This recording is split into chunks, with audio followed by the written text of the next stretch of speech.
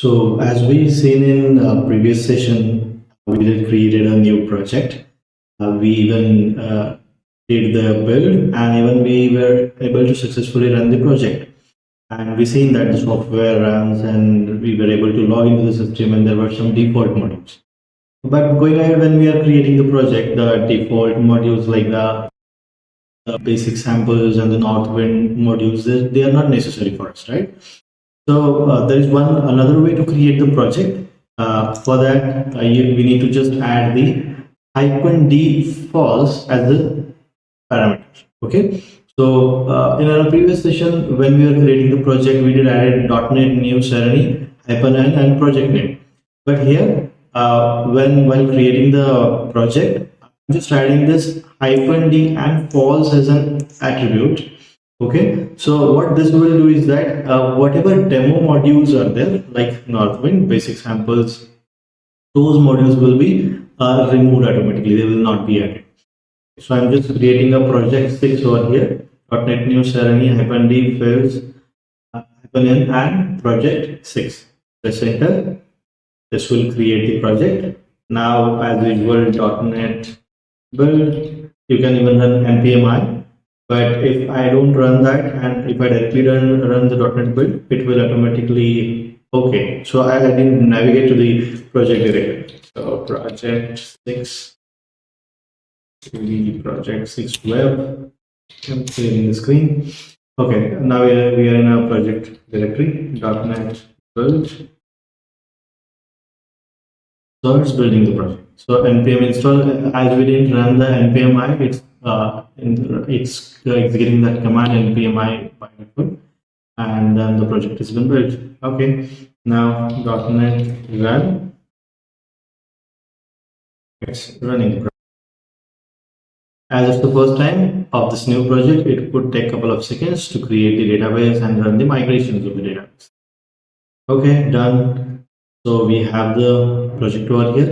I'm pressing Ctrl N, and I'm clicking the mouse.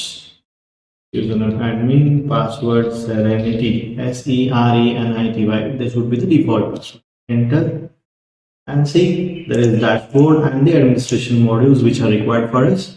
The demo modules of Northwind, basic samples, they are all removed automatically.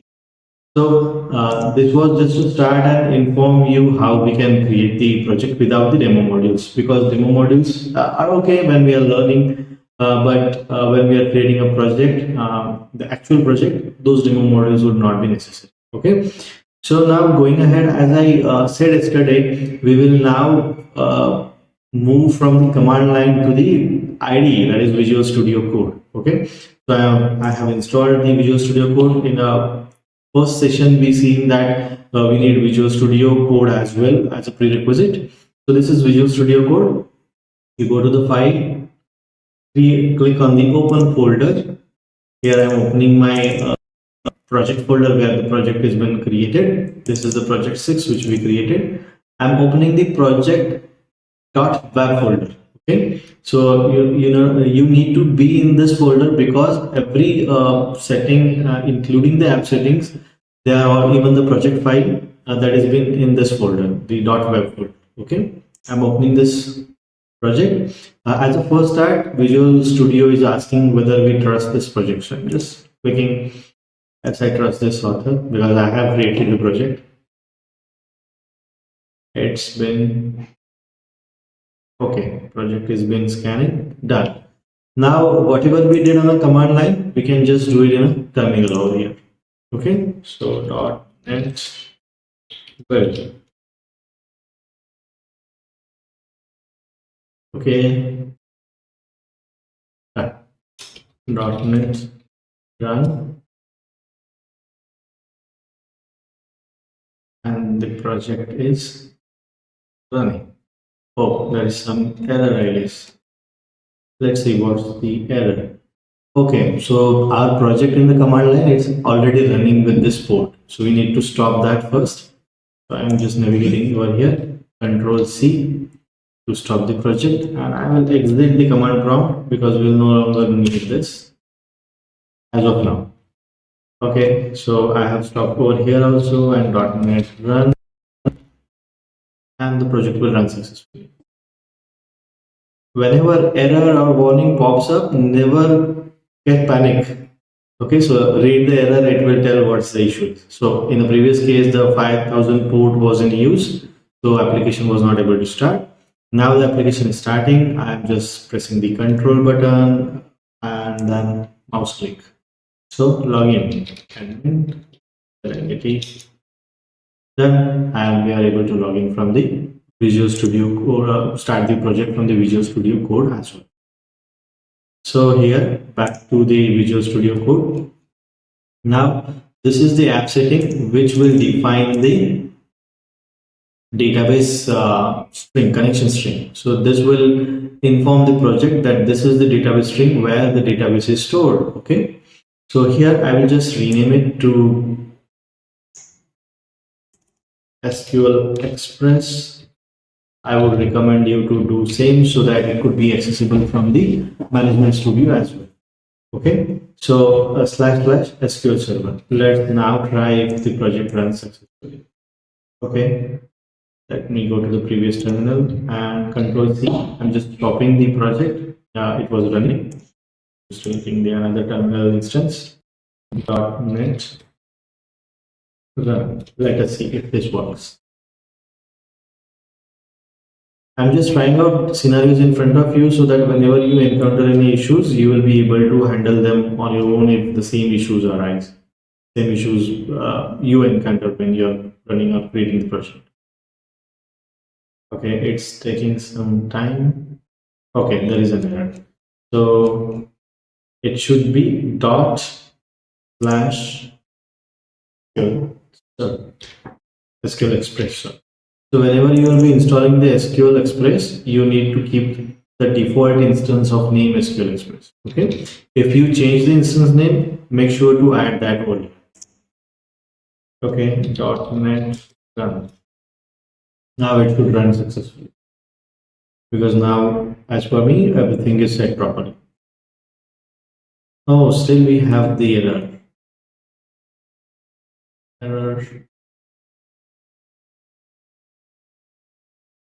Okay, it is saying that operating system has denied the access on this location. So it's trying to create the database in this app folder where the permission is not granted. So what I will do is that I will just click on reveal in the Explorer, click on here. It's trying to create the database. I'm just opening here, property, click on edit. As of now, you give permission for every user, all the users. It could be specific. You can check with the user section later. Now I have given the required permissions. Let's see. This I could have done with my research and then I could have come back here. But I intentionally have done this so that whenever you are creating project, you would encounter such kind of issues. So to address them, I have taken the vanilla flavor of the project and then I am demonstrating you so that multiple errors would encounter, and same you may also encounter with such errors or warnings, and you will be able to resolve because you have the complete guideline in the video. Okay, now project is run successfully. I'm clicking on the local host and it has opened the project over here. Why it has already logged in? Because in a previous session we were already logged into the port. Okay, just clicking on logout. Now moving ahead, I'll just make this terminal window a short one. Okay, so this is the setting where we will define the connection string. Okay, so this is our database name. You can change the database name as well, but before starting with the data entry. Okay, once you start with the data entry, don't change the database name or you will have a completely blank database. So what's the major benefit over here? We need not have to create the database manually. Whatever migrations we have wrote, basis on which the database is already created or automatically created. Okay, so now we will go back to the migrations folder, go to the migrations folder. Here there are some of the migrations already added, like the migration for users table, the permissions table, some exception logs would be captured. That table is to created automatically. Now suppose we are creating a customer master, and we need to create the database, and basis on which we will also create a module for this table as well. Okay. So for instance, I'm just copying this migration. Okay. Just renaming that migration to initial by customer.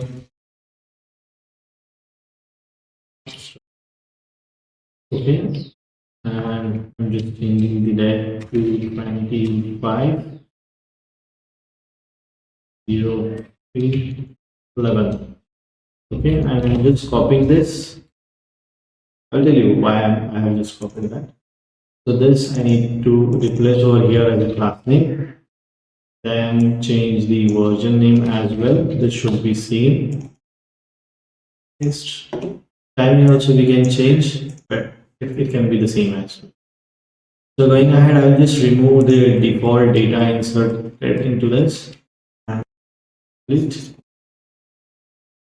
I just want to have the table. Okay, so everything's right. Now we want to create the customers table. Okay, customer master, or let's say it as just customer. Okay, then I will keep this as ID. This should be the identity key. I will just remove some of the data which is not needed by us. Display name, source, password, user image, okay, insert date, these are not required. Just remove them. So here, when instead of username, I will say full name, the email, phone number, I will just say it as full and O. Okay, then address. Using different type of fields, so that whenever we will be creating module, we will be applying different attributes. Like for address, we need to have multi-line text box. For email, we need to have the email validation kind of thing. Okay, so again, I'm just in this address. Then what we could have is say what could be the more attributes, like full name, email address, address. This I have changed the phone number. Okay, phone number. And okay, let's take the image or photo of the customer. This should be a bit larger one. Let's say 1000. And here, okay, what is happening? Why the address did deleted, or I have replaced the address. So address also should be a larger one, like say 1000 characters. Here in the photo column, we will only store the link of the image. We will not store the images into the database. Okay. So that we will take the simpler version of the master module, and later we will even do some transactional module. Like we will link the customer master to another table as well, and that we will see in the upcoming sessions later. Okay, so customer master is ready. Now this database migration is ready for customer master. Now what we need to do is that we need to create the module for this database. Okay, so going back to the project directory or here, and I'm starting the command line one. This shortcut I recently learned from Shravani. Thanks Shravani for that. And I'm just typing the CMD over here. It's getting me to the directory where I'm working now. Here I need to type .NET Surgeon G. Surgeon is the source code generator. Okay, it will generate modules for us from the databases, from the tables which have been there in the database. So before proceeding here, we would need to just run the database migration once. Okay, I will stop the current execution because table needs. So .NET. Now the database will add this. Now the database will be added with this new customer table. It's running the application.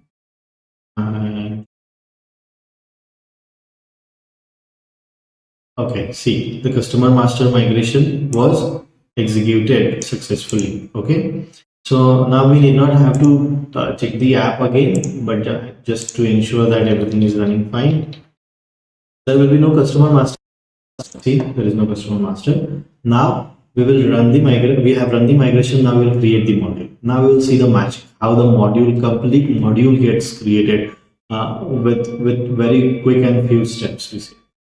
Okay, so I'm just stopping this execution just to ensure that database or table is not in use. And now going back here, default, keep it default. See, the customer table is seen over here. I'm just selecting it by up and down arrows and just press space bar. See, the instruction is also given over here. Okay, and once I select, even you can do create the migration, the database table module generation for multiple tables as well. But as of now, let's keep it simple. Let's make one migration for a customer table, and we create the module. Okay, so see, the customer table over here, and I'm pressing enter. So it's asking what should be the module name. I will say it as master because customer is a master. So I'm just giving the table module name as master for this table, and identifier, let it be customer. See, previously it was saying as default. I changed it to master, but table name should be table is customer, and identifier, let's keep it as customer itself. So I'm just not typing anything. I'm just pressing enter. As of now, we will not change the permission keys as well. We will later visit what is permission key, what are permission keys. But as of now, let's keep the permission keys as administration general as well. So let's keep it default. Here, make sure we have selected all because we will need row, services, user interface, and custom files as well. So we will discuss them also in a later coming sessions. Enter. And done. The table has been created. Migrations are for the table migrated, which were migrated. The models have been created. So now let's just let's just run the project on software, and let's run it, and you will be able to see the customer master module.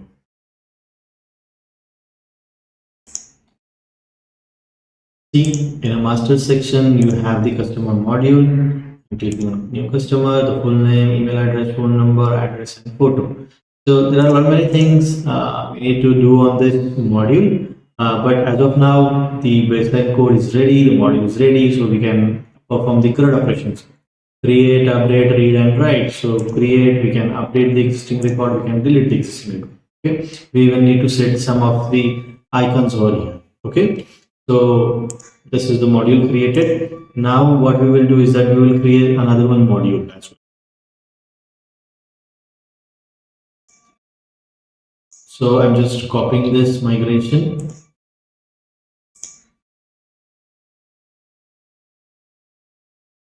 And let's say it as bill. And I'm just setting this time to 15 because date would be same. Enter. Paste. I'm just changing this to another version. Okay. Now in a bill, what we need to do is that we will create a bill module where we will select the customer from the drop down, and simply we will add the bill amount. We will keep it as simple. So table name would be bill. So we'll remove rest of the things, and here customer ID, because now we want to join the customer table over here. Just remove the unique constant over here, and instead of as string, as int 32 foreign key. Now it will guide you what needs to be added over here. Okay. So primary table name would be customer, comma, what should be the primary column? So it should be the ID column where the primary key has been set. Okay, and then primary column name. sorry, not column name, but if you want, you can add the foreign key as well. But not needed. We can keep it simple as of now or here.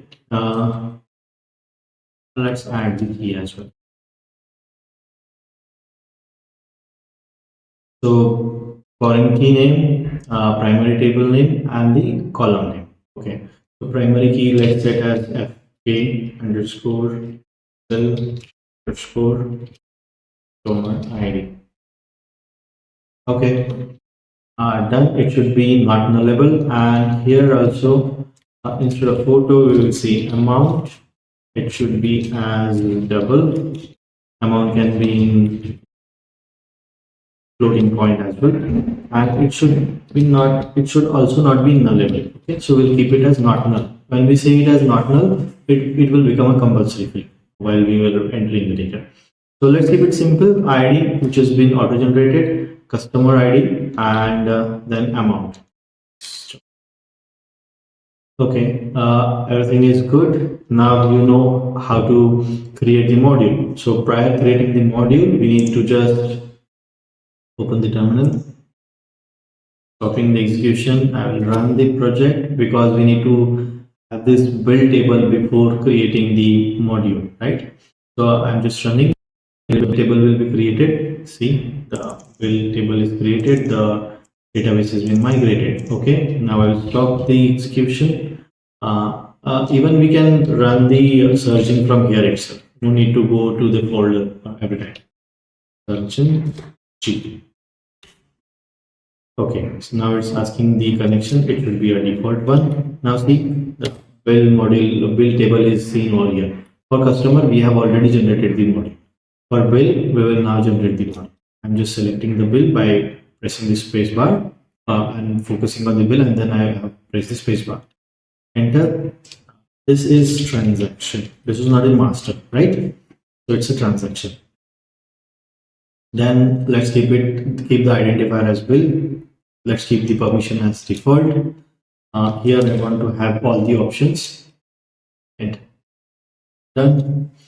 Now let's build the new modules created once and see if everything is fine. Okay, running.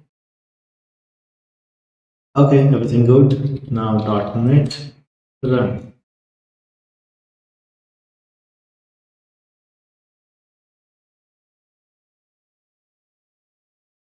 Okay, running successfully. Now we'll just open the application and see in the transaction section we have the module.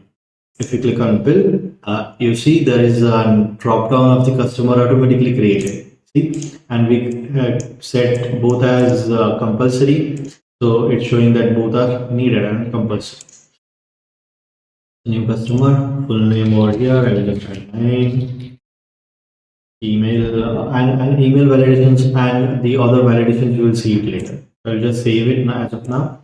In a transaction, if I go to the bill, I will be able to see the name of the customer.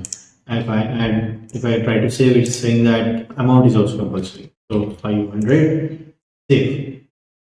Your bill, another one, same name. This is the addition. This is the listing of the records. If I click on this, it will open the record. I will show you how to even set the edit option or the link option to name and amount as well in a later session.